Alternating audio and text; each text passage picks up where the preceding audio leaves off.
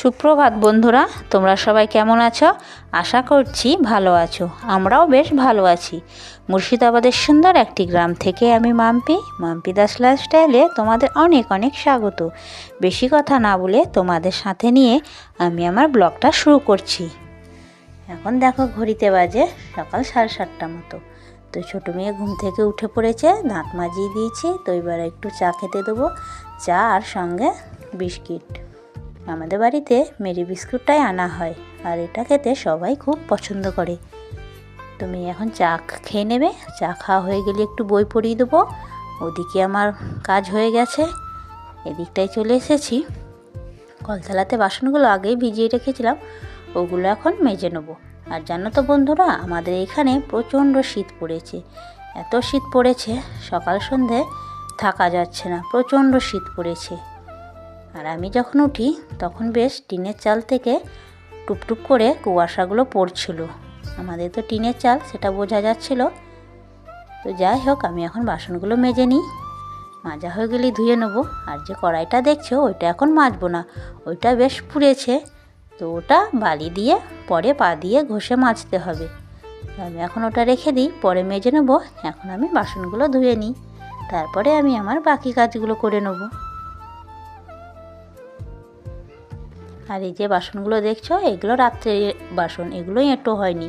তবুও আমি এগুলো প্রতিদিন ধুয়ে নিয়ে চলে যাই, কেন রাত্রিতে বাসনের উপর দিয়ে অনেক কিছু যাতায়াত করে, বলতে আরশোলা মাকড়সা যেতে পারে, সেই জন্য আমি ওগুলো ধুয়ে রেখে দিই। আর এদিকে মেয়ে স্কুলে যাবে, তাই একটুকু আলু ভাজা করে দেবো। তাই আলুগুলো আমি কাটতে বসে গিয়েছি।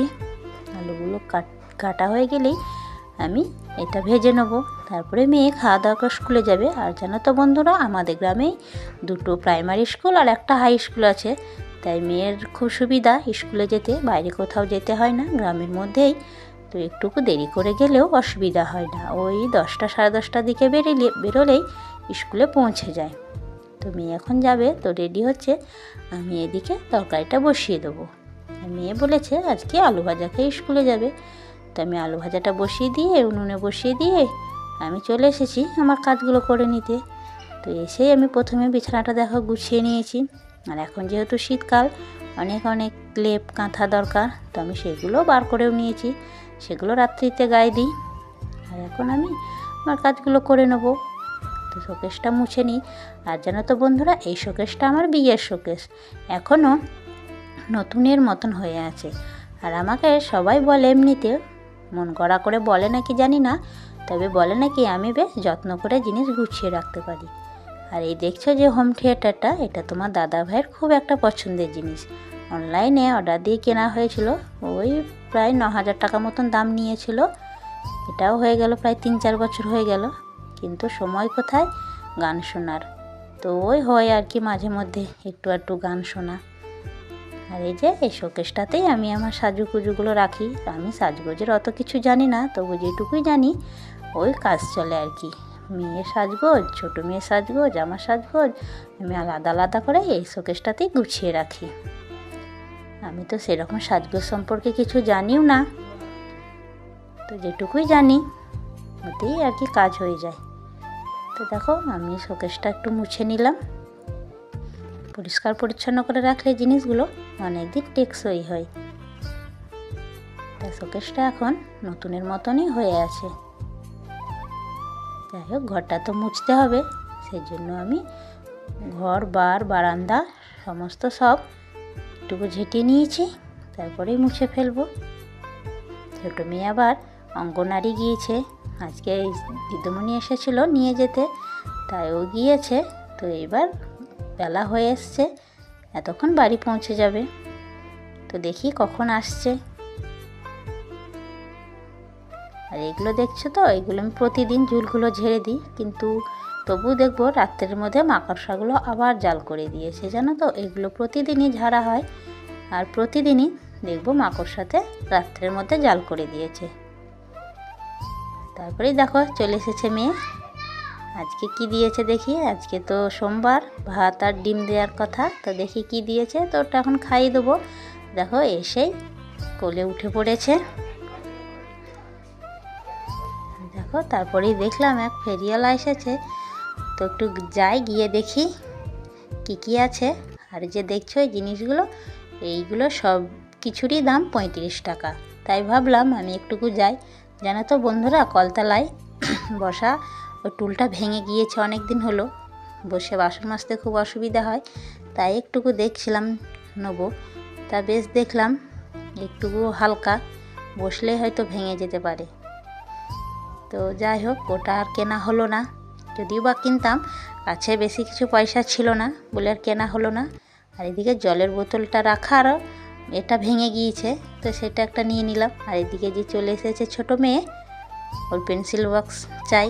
পেন্সিল বক্স ছিল, ভেঙে গেছে বলাটা ভুল অবশ্য, ভেঙে দিয়েছে। ওনা খুব দুষ্টু, ভেঙে দিয়েছে। তো দেখো, ওকে একটা পেন্সিল বক্স কিনে দিয়েছি, ও তো খুব খুশি।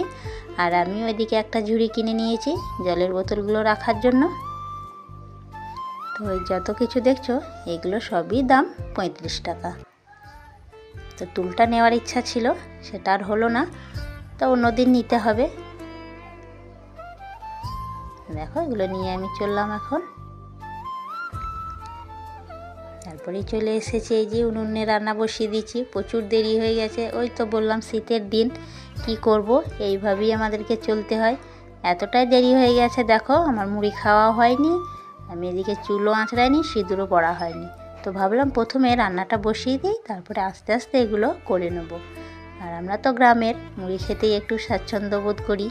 তাই দেখো, আলু ভাজা আর মুড়ি আর সঙ্গে একটু জল নিয়ে নিয়েছি। তো যতটুকু এগিয়ে যায় আর কি। তো মাঠে গিয়েছে, মাঠে থেকে এসে তখন আবার ভাত না হলে অসুবিধা, সেজন্য আমি আগে রান্নাটা বসিয়ে দিয়েছি।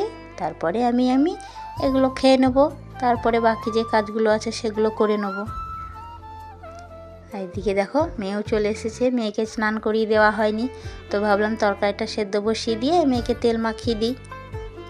কী বলবো, সকাল থেকে এত ব্যস্ত। আর ছোট দিনের বেলা ঘড়ি যেন একবারে দরদর করে দৌড়াচ্ছে, ঘড়ির সঙ্গে মনে হচ্ছে ছুটতেই পারছি না। তো মেয়ে এখন তেলটা মাখিয়ে দিয়ে স্নান করিয়ে দিব। আর এই দিকটায় তরকারিটা সেদ্ধ বসিয়ে দিয়েছি। তরকারিটা সেদ্ধ হতে হতেই মেয়ের চান হয়ে যাবে। তো মেয়ে এখন তেলটা মাখিয়ে দিই, একটু গরম জল করে মেয়েকে চান করিয়ে দেবো। শীতের দিন একটু গরম জল করে না চান করালে বাচ্চারা চান করতেই চায় না।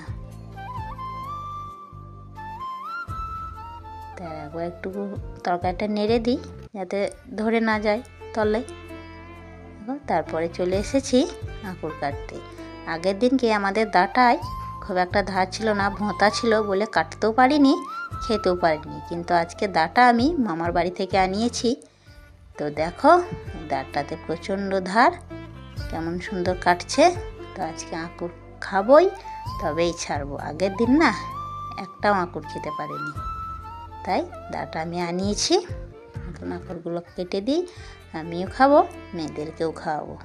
তো আঁকুরগুলো খেতে না দারুণ দারুণ মিষ্টি। তারপরে খাওয়া দাওয়া সেরে হাতে বেশ একটু সময় আছে দেখলাম।